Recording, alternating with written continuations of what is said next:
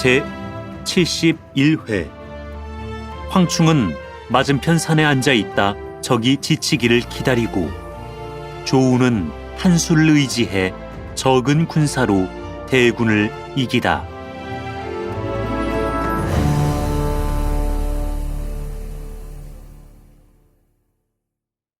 공명이 황충에게 장군께서 기어이 가시겠다면 내가 법정에게 장군을 도와드리라고 하겠으니 매사를 서로 의논해서 하시오. 내가 뒤따라 인마를 보내서 저붕해 드리리다 하고 분부해서 황충은 응낙하고 법정과 함께 본부병을 거느리고 떠났다. 공명은 현덕을 향해서 이 노장을 격동시키지 않으면 비록 가더라도 공을 이루지 못할 것입니다. 그가 이미 갔으니 인마를 내서 저붕해 주어야 합니다 하고 말한 다음에 곧 조운을 불렀다. 자네 일지군을 거느리고 소로를 통해서 기병을 내어 저붕하되, 만약 황충이 이기거든 구태여 나가 싸울 것이 없고, 혹시 황충에게 실수가 있는 때는 곧 가서 구하도록 하라. 다음에는 유봉과 맹달을 불렀다. 자네들은 군사 3,000명을 거느리고 산중에 험준한 곳으로 가서 길을 많이 꽂아놓아 우리 군사의 성세를 커 보이게 하고 적들로 하여금 놀라고 의심하게 하라. 세 사람이 각기 군사를 거느리고 떠난 뒤에 공명은 다시 사람을 하변으로 보내서 마초에게 계책을 주어 이러이러하게 하라 이르고, 또 어만을 파선항중으로 보내서 애구를 지키게 하고, 또 장비와 위원을 불러 함께 한중을 취하라고 보냈다. 한편 장압이 하우상과 함께 하우연에게 가서 천탕산을 잃고 하후덕과 한호가 전사했는데, 들으니 유비가 친히 군사를 거느리고 와서 한중을 취하려 한다는데, 속히 위함께 고하고 빨리 용명한 장수와 정의한 군사를 보내셔서 지원해달라고 해야겠소이다 하고 말하니, 하후연은 듣고 곧 사람을 조홍에게 보내서 알렸다. 조홍이 밤도와 허창으로 올라가서 조조에게 고하자 조조는 크게 놀라 급히 문무관원을 모아놓고 군사를 보내서 한중을 구할 일을 상의했다. 장사 유엽이 나서서 한중을 잃으면 중원이 진동할 것이니 대왕께서는 수고로움을 사양 말고 몸소 가셔서 정벌하셔야만 하겠습니다 하고 말하므로, 조조는 그때 경의 말을 듣지 않다가 이렇게 되고 만 것이 아니로구려 하고 앞서 이를 뉘우치며 황망히 영지를 전해서 군사 40만 명을 일으켜 친히 정벌에 나서기로 했다. 때는 건한 23년 주 7월이었다. 조조가 군사를 세 길로 나눠서 나아가니, 선봉은 하후돈이요, 조조는 친히 중군을 거느리고 조휴는 후군으로 삼아 3군이 꼬리를 물고 계속 나아갔다. 조조가 금이옥대에 금한 백마를 타고 나서니, 호위무사는 손에 붉은 비단으로 만든 금줄이 달린 큰 햇빛 가리개 대홍라 쇠금 산개를 들어서 바치고, 좌우에는 금과 은얼과 등봉 과모가 늘어서 있고, 해, 달, 용, 봉황이 그려진 깃발 1월 용봉 정기가 휘날리는데, 조조의 수레를 호위하는 용호 관군이 25,000명이라 5대로 나눠서 매 대에 5,000명이 청, 황, 적, 백, 흑으로 갈려 기번 감마 모두 제 본색을 따르니 휘황찬란하고 극히 웅장했다. 동관을 나섰을 때 조조가 말 위에 앉아 바라보니 한 곳에 수림이 무성하여 근시에게 이곳이 어디냐 하고 물었다. 근시가 이곳 이름은 남전이었고 저 수림 속에 채웅의 집이 있는데 지금 채웅의 딸 채염이 제 남편 동사와 함께 거기서 살고 있습니다 하고 아랜다. 원래 조조가 채웅과 서로 좋게 지냈는데 일찍이 그 딸 채염이 위중도에게 시집갔다가 뒤에 사로잡혀서 북방으로 끌려가 그곳에서 아들 형제를 낳았고, 호우가 18박을 지은 것이 중원으로 전해 들어왔는데, 조조가 듣고 가엾게 생각하여 사람을 시켜 천금을 가지고 북방으로 들어가 송량에 오게 했더니, 좌현왕이 조조의 위세를 두려워하여 채염을 한조로 보내줘서 조조가 채염을 동사와 짝지어 함께 살게 해주었던 것이다. 이날 장원 앞에 이르자 조조는 채웅의 일이 생각나서 군말을 먼저 보내놓고 자기만 근시 100여기를 데리고 장원 문전에 이르러 말에서 내렸다. 이때 동사는 벼슬을 하느라 밖에 나가서 없고 집에는 채염만 있었다. 채염이 조조가 왔다는 말을 듣고 부랴부랴 나와서 영접해 모신다. 조조는 중당으로 들어가서 좌정했다. 채염이 문안을 드리고 나서 한 옆에 모시고 섰다. 조조가 우연히 벽 위를 보니 비문도 한 축이 걸려 있다. 조조는 자리에서 일어나 한 번 보고 나서 염에게 물었다. 채염이 이야기한다. 이것은 조아의 비문입니다. 옛날 화제 때 상우에 한 무당이 있었는데 성명은 조우라 하며 사파학신의 물을 잘 추었더랍니다. 어느 해 5월 5일에 조우가 술에 취해 배 위에서 춤을 추다가 강물에 빠져 죽었는데 그의 딸로 14세 아이가 강변으로 오르내리며 이래 동안 밤낮으로 울다가 물속으로 뛰어 들어가더니 닷새째 되는 날 제 아비 시체를 등에 업고 떠올라서 마을 사람이 강변에 장사 지내 주었다고 합니다. 상우 현령 도상이란 사람이 조정에 아뢰어 효녀로 표창하고 그 사적을 비석에 새기려고 한단순을 시켜서 글을 짓게 했습니다. 당시 13세 아이였던 한단순이 일필휘지로 지어내니 실로 문불가점이라 그 글을 돌에 새겨 무덤 옆에 세운 까닭에 당시 사람들이 기이하게 여긴 것이랍니다. 첩의 아비 채웅이 그 소문을 듣고 보러 갔었는데 마침 날이 저문 뒤여서 아비가 어두운 속에 손으로 비문을 더듬어서 읽어보고는 붓을 찾아서 비석 뒤에 크게 8자를 써놓은 것을 후세 사람이 이 8자까지 아울러 비석에 새긴 것인데 그것이 여기 이 8자라고 합니다. 조조가 그 8자를 읽어보니 황견 유부, 외손 제구 라 했다. 조조가 채염에게 너는 이 뜻을 아는가? 하고 물으니 채염의 말이 비록 선인이 남긴 필적이기는 합니다만 첩도 실상 그 뜻은 모릅니다. 라고 한다. 그래서 조조는 여러 모사를 돌아보고 물었다. 그대들은 아는가? 여러 사람이 모두 대답을 못했는데 그중 한 사람이 나섰다. 저는 그 뜻을 알았습니다. 조조가 보니 주부인 양수다. 조조는 그에게 경은 아직 말하지 마라. 내가 좀 생각해보겠다. 하고 채염과 작별한 다음에 여러 사람을 데리고 장원을 나와서 삼리를 말 타고 가서야 문득 깨닫고 양수를 보고 웃는다. 어디 경이 먼저 말해보라. 이것은 은어입니다. 황견은 곧 색이 있는 실이니 실사변에 빛색하면 끊어질 절이라는 글자가 되고 유부는 곧 젊은 여자라 여자녀 변에 젊을 소를 더하면 묘할 묘라는 글자가 되고 외손은 곧 딸이 낳은 자식이라 여자녀 변에 아들 자를 하면 좋을 호라는 글자가 되고 제구는 곧 오신, 파, 부추, 달래, 마늘, 생강을 받는 그릇이라 받을 수변에 매울 신을 하면 말씀사가 되지 않습니까? 이것들을 한데 붙이면 곧 지극히 아름답고 묘한 문장, 절묘호사, 넉자가 되는 것입니다. 바로 내가 생각한 것과 꼭 같군. 조조가 크게 놀라니 여러 사람은 모두 양수의 재주가 민첩한 것을 부러워했다. 며칠 걸리지 않아 대군이 남정에 당도하니 조홍이 나와서 맞고 장압의 일을 갖춰 고한다. 그러나 조조는 그것은 장압의 죄가 아니다. 승부란 병가상상이라 할 뿐이었다. 조홍이 다시 고한다. 지금 유비가 황충을 시켜 정군산을 치고 있는데 하후연이 대왕의 군사가 오는 것을 알고 굳게 지키며 아직 한 번도 나가서 싸우지 않았습니다.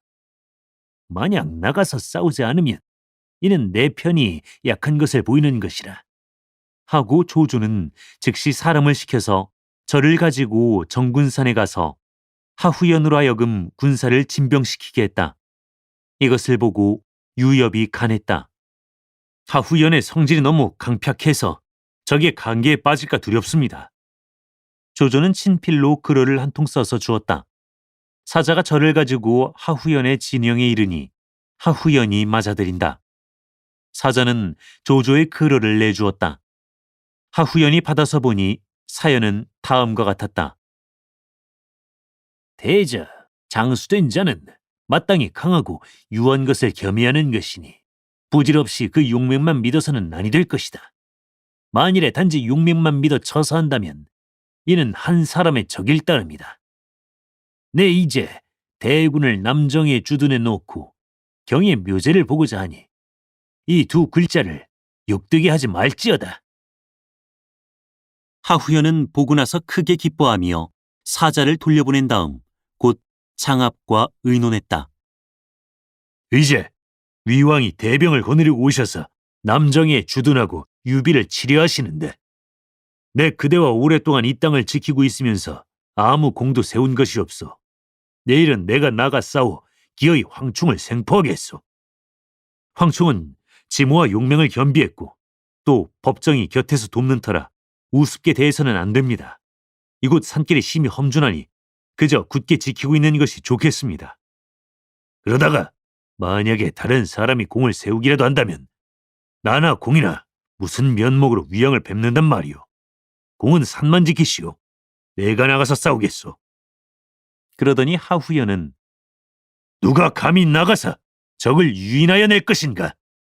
하고 끝끝내 영을 내린다. 하후상이 선뜻 나선다. 제가 가겠습니다. 하후연은 그에게 분부했다. 네, 가서 적정을 알아보되 황충과 싸울 때는 오직 지기만 하고 결코 이기려 말아라. 내게 묘계가 있으니 이러이러하게 할 것이다. 하후상은 영을 받자 군사 3,000명을 거느리고 정군산 대체를 떠나 앞으로 나갔다. 한편 황충은 법정과 함께 정군산 어귀에 군사를 주둔해 놓고 여러 차례 싸움을 걸었으나 하후연이 굳게 지키고 앉아서 나오려 들지 않았다. 군사를 몰고 들어가서 치려고 해도 워낙 산길이 험해서 적을 요량하기 어려우므로 오직 그 자리를 지키고 있을 따름이었다. 그런데 이날 문득 고하는 말이 산 위에 있는 조조 군사가 내려와서 싸움을 청한다고 한다. 황충이 듣고 막 군사를 끌고 나가서 싸우려 하는데 아장 진식이 나선다. 장군은 가만히 계십시오. 제가 대적해 보겠습니다. 황충이 크게 기뻐하며 군사 1,000명을 내줘서 진식은 산 어귀로 나가 진을 쳤다. 하후상이 군사를 거느리고 당도하자 진식은 그와 더불어 싸웠다. 그러나 두어합이 못되어 하후상이 거짓으로 패에 달아나 진식이 그 뒤를 쫓는데 중간에 이르자 양쪽 산 위에서 통나무와 포석이 떨어져 내려와 앞으로 나아갈 수가 없었다.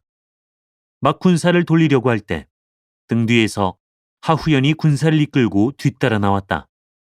진식이 당해내지 못하고 하후연에게 생포되고 마니 수하 군졸이 항복한 자가 많았다. 패군 가운데 목숨을 도망쳐 돌아온 자들이 있어서 황충에게 진식이 사로잡혔다고 고하니 황충의 황망이 법정과 상의하는데 법정이 계책을 올린다. 하후연은 위인이 경솔하고 조급하며 용맹을 믿고 꾀는 적으니 군사들을 한 번 격동해서 영체를 빼가지고 앞으로 나가되 걸음마다 영체를 세워 하후연을 꿰어내 싸우러 오게 해서 사로잡아 버립시다. 이것이 곧 반객위주법이라는 것이옵니다. 황충은 그 꾀를 써서 있는 물건은 모조리 내다가 삼군에게 상으로 주니 환호성이 산골에 꽉 차서 모두 죽기로 싸우고자 했다. 황충은 그날로 영체를 빼가지고 나가며 걸음마다 영체를 세워 매 영체에서 수일씩 묵고는 또 나아가고 했다. 하후연이 이 말을 듣고 나가서 싸우려 하니 장압이 간한다. 이는 바로 반객위주법이라 싸워서는 안 됩니다. 싸운다면 실수가 있을 것입니다. 그러나 하후연은 듣지 않고 하후상에게 수천군을 주어 나가서 싸우게 했다. 하후상이 그 길로 황충의 영체 앞에 이르니 황충이 말을 타고 칼을 들고 나와 맞아서 하후상과 싸워 단지 한 합에 그를 생포해 영체로 돌아왔다. 남은 무리가 모두 패하고 도망쳐서 하후연에게 돌아가 고했다. 하후연이 듣고 급히 사람을 황충의 영체로 보내서 진식으로 하후상과 바꾸기를 청하니 황충이 내일 진전해서 서로 바꾸자고 약속한다. 이튿날 양군이 다 산골난 넓은 터에 이르러 진을 벌이자 황충과 하우연이 각각 말을 타고 자기 진 문기 아래 나와 섰다. 황충은 하우상을 데리고 하후연은 진식을 데리고 섰는데 모두 전포와 갑옷을 주지 않고 단지 호롯 한 벌만 주어서 몸을 가리게 했을 뿐이다. 북소리가 한 번 울리자 진식과 하우상이 각기 본진을 바라고 쏜살같이 달려서 돌아가는데 하우상이 진문에 거의 당도했을 때 황충이 화살로 그 등을 쏘아 맞춰서 하우상은 화살을 맞고 진으로 돌아갔다. 하후연은 대로에서 말을 풍우같이 몰아 황충에게로 달려들었다. 황충은 하후연의 활을 돋워서 그를 시살하려 한 것이다. 두 장수는 어울려 싸웠다. 그러나 22합에 이르렀을 때 조용 진영에서 후련 군사를 거두는 징소리가 크게 울렸다. 하후연이 황망히 말을 돌려 돌아가니 황충이 승세를 타서 한바탕 그 뒤를 몰아쳤다. 하후연은 진으로 돌아가 앞진관을 보고 물었다. 어째서 징을 쳤느냐? 산골 안에 족병의 기가 여러 곳에 있기에 혹시 복병이나 아닌가 해서 급히 장군을 돌아오시게 한 것이옵니다. 하후연은 그 말을 믿고 굳게 지키며 나가지 않았다. 황충은 정군산 아래까지 바싹 들어갔다. 법정과 상의하니 법정이 손을 들어 가리키며 말하는 것이다. 정군산 서편에 우뚝 솟은 높은 산이 하나 있어서 사면이 모두 험한데 이 산 위에서는 정군산의 허실을 빤히 내려다볼 수 있습니다. 장군이 이 산만 얻으시고 보면 정군산은 손안에 들었다고 할 것입니다. 황충이 보니 산 꼭대기는 좀 평평한데 산 위에 약간의 인마가 있다. 그날 밤 이경에 황충은 군사를 데리고 진과 북을 치며 산마루를 향해서 지쳐 올라갔다. 이 산은 하후연의 수하장수 두 숲이 파수하고 있었는데 군사가 수백 명뿐이다. 황충의 대대 인마가 일시에 밀고 올라오는 것을 보자 두 숲은 어찌할 도리가 없어서 산을 버리고 달아났다.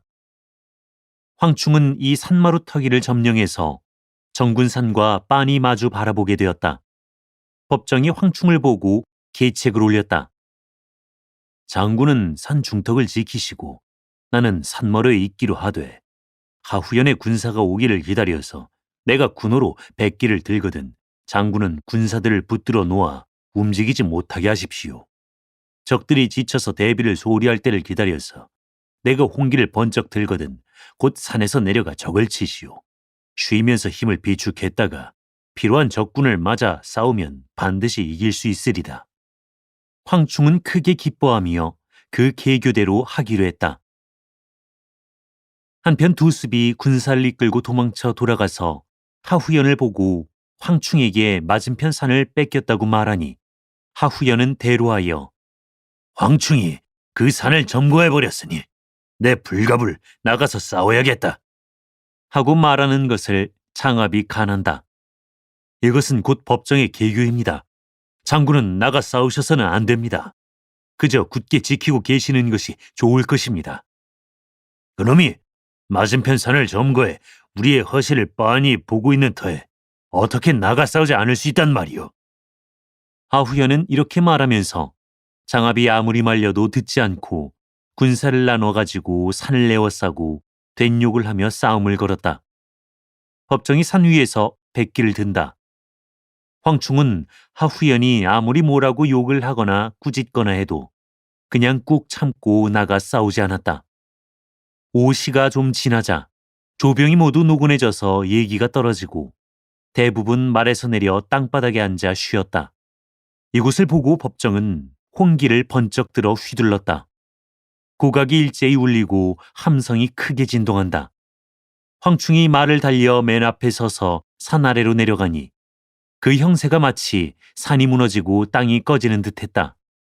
하후연에게 미처 손을 놀려볼 틈도 주지 않고 황충은 휘기 아래로 쫓아 들어가서 크게 한 번 호통치니 그 소리가 우레와 같다. 하후연은 미처 막아볼 사이도 없었다. 황충의 보도가 한 번 번쩍하더니 하후연은 머리에서부터 어깨로 내려가며 두 쪽이 나고 말았다. 후세 사람이 황충을 칭찬해서 지은 시가 있다. 늙어서 큰 적을 만나 백발을 흩날리며 신위를 떨치누나 힘차게 시위 당겨 쏘고 눈발 같은 칼날 바람을 가른다. 범같이 호통치니 말이 용처럼 나네. 적의 머리 받쳐 공우는 무겁고 강토를 열어 제업에 터전 넓혔네. 황충이 하후연을 베자 조조 군사는 그대로 무너져서 모두 도망쳤다. 황충은 승세를 타서 정군산을 들이쳤다. 장압이 군사를 거느리고 나와서 맞는다.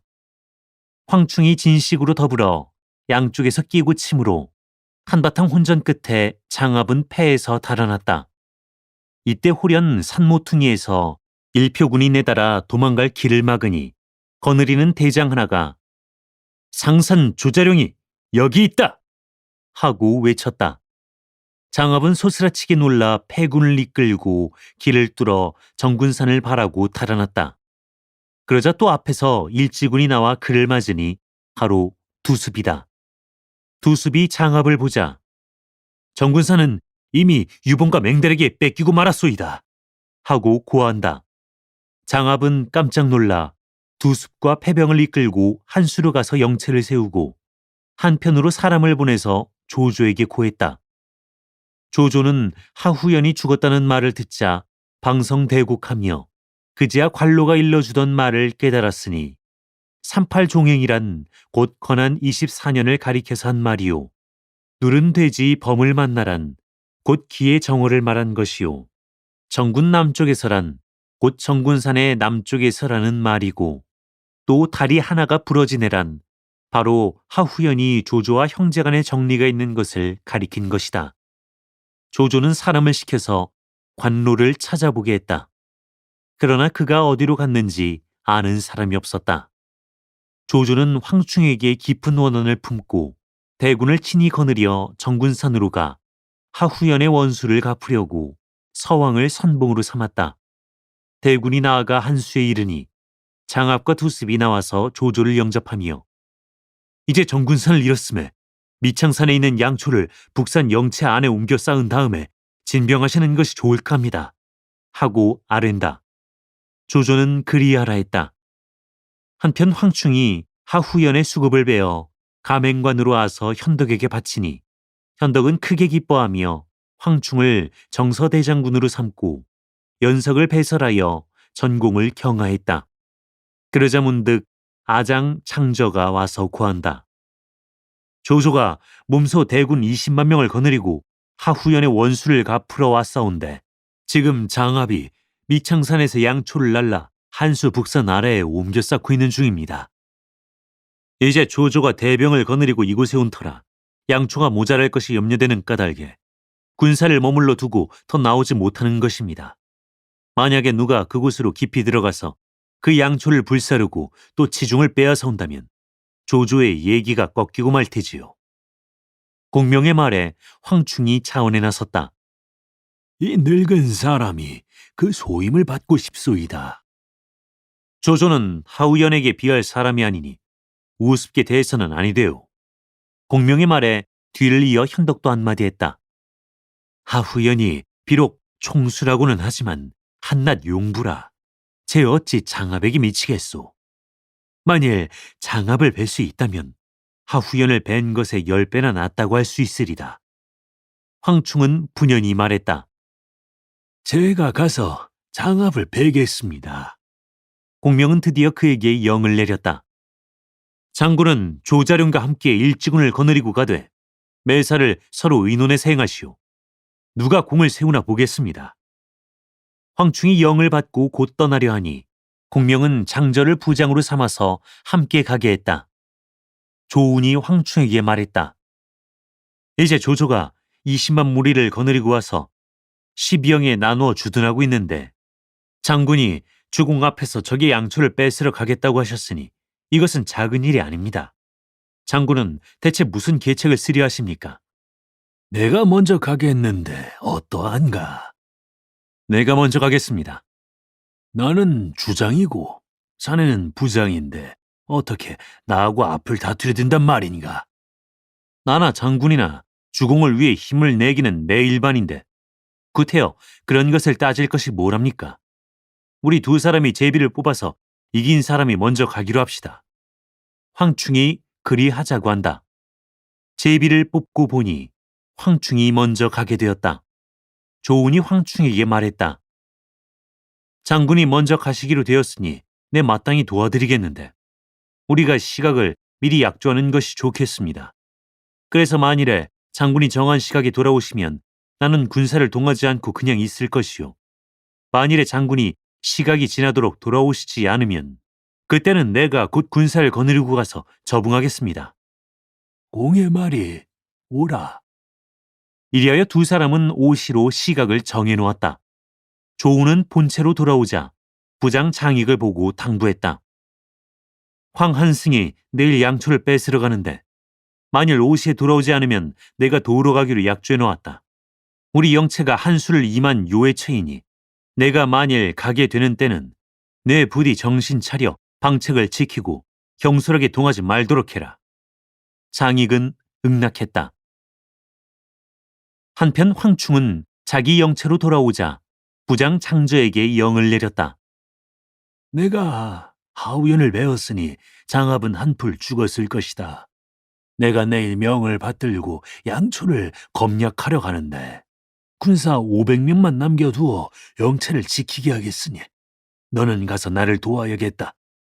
오늘 밤 3경에 다들 포식하고 4경이 영체를 떠나 북산 아래로 지쳐 들어가서 먼저 장합부터 잡고 다음에 양초를 뺏기로 하자. 장전은 그 영을 받았다. 그날 밤에 황충은 군사를 거느리며 앞장서고 장전은 뒤를 따라 몰래 한수를 건너서 바로 북산 아래 이르니 그제야 동쪽에서 해가 돋는다. 보니 양초가 산같이 쌓여 있는데 많지 않은 군사가 파수하고 있다가 촉병이 오는 것을 보자 모두 버려두고 도망친다. 황충은 군사들에게 명하여 일제히 말에서 내려 땔감으로 쓰는 건초와 나뭇가지를 노적가리 위에 쌓게 했다. 그러나 거기다 막 불을 지르려 할 때 장합이 군사를 거느리고 달려왔다. 황충이 그와 한바탕 혼전하는 중에 조조가 이 소식을 듣고 급히 서왕을 시켜 저붕하게 해서 서왕이 군사를 거느리고 지쳐나와 황충을 둘러싸고 들이쳤다. 장저가 300군을 데리고 그 속에서 빠져나와 바로 영체로 돌아가려 하는데 고련 일지군이 내달아 앞길을 딱 막으니 거느리는 대장은 곧 문빙이다. 이때 뒤에서도 조병이 덮쳐들어 장전은 다시 포위 속에 들고 말았다. 이때 조운이 자기 영체 안에 있었는데 때가 언 5시가 되었건만 황충이 돌아오지 않는다. 조운은 황망이 갑옷과 투구 차림으로 말에 올랐다. 군사 3,000명을 거느리고 황충을 저붕하러 가면서 그는 다시 한번 장익에게 분부했다. 내 부디 영체를 굳게 지키고 있대.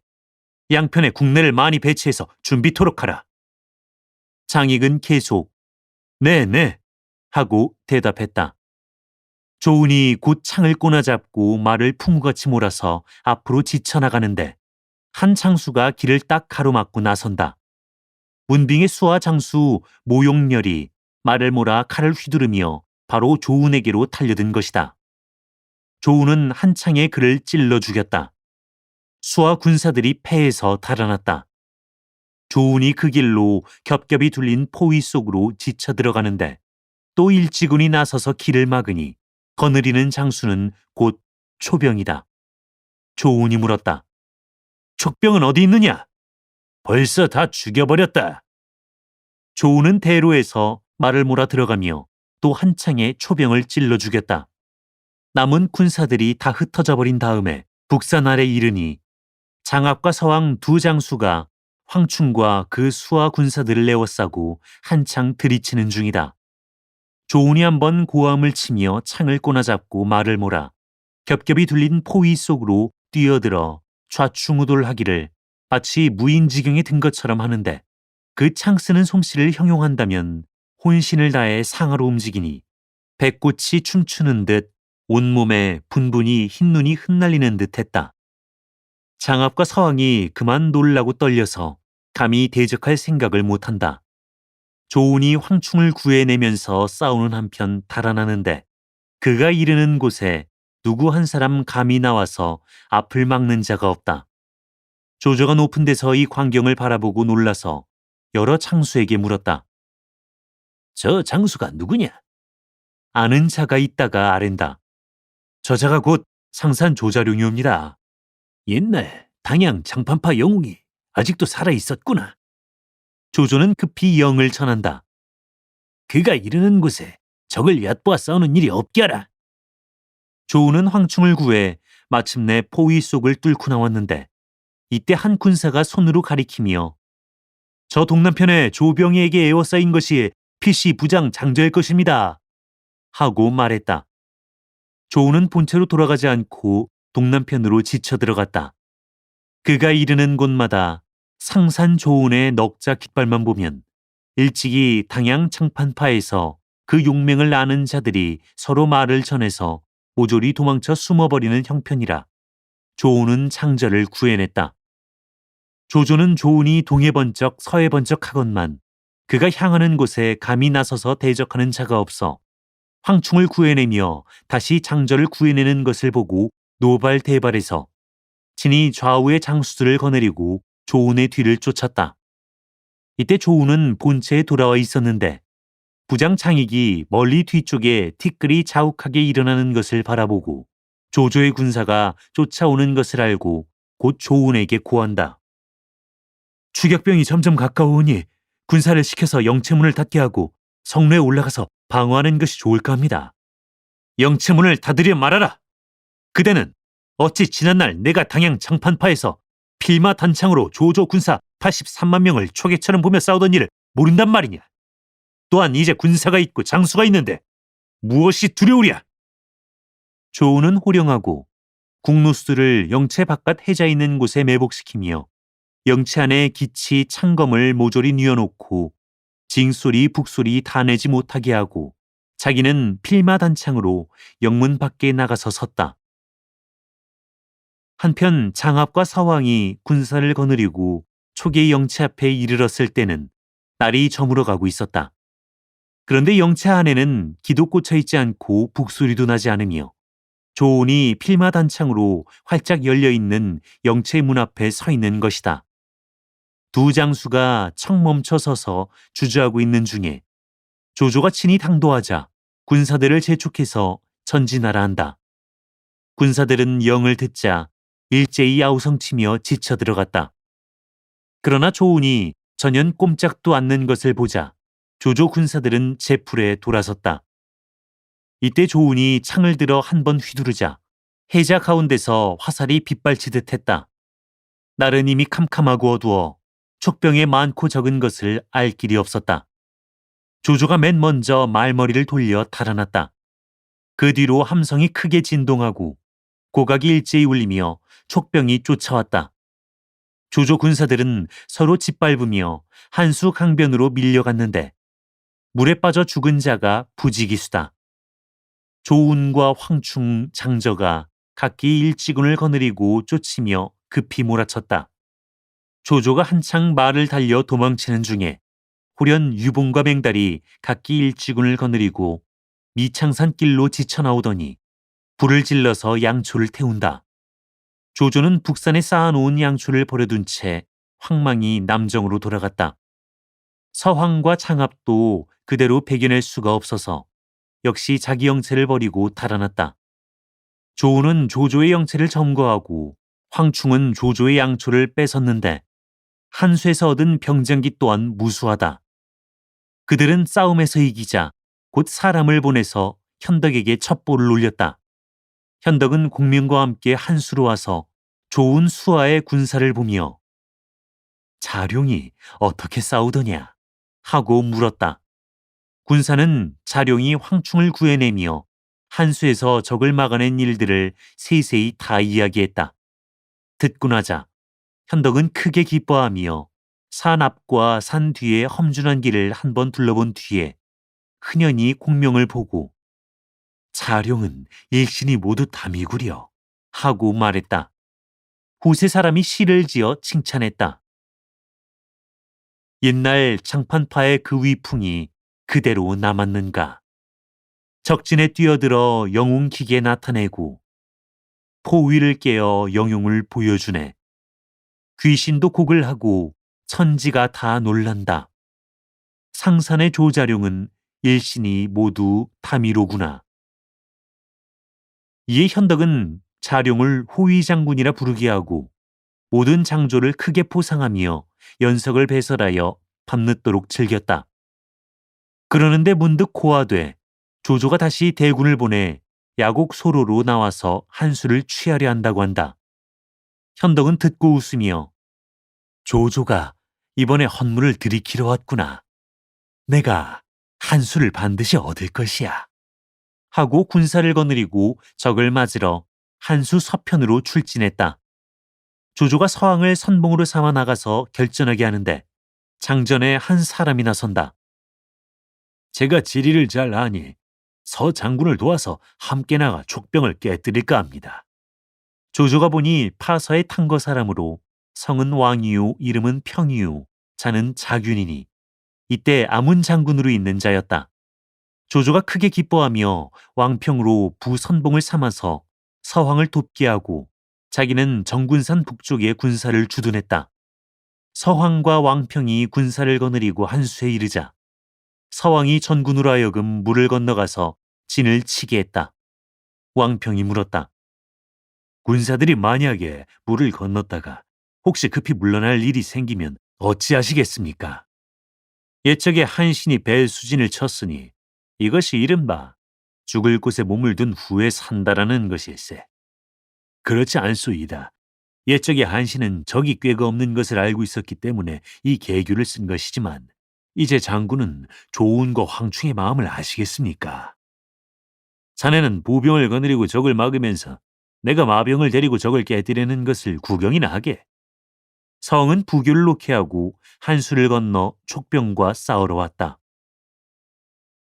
위장은 외람되이 한신을 본받으나 촉상이 자방임을 제가 진작 몰랐구나. 대체 승부가 어찌 될 것인고 다음 회를 보라. 사단법인 올제 제작 낭독 공준호 번역 연변인민출판 삼국지 번역팀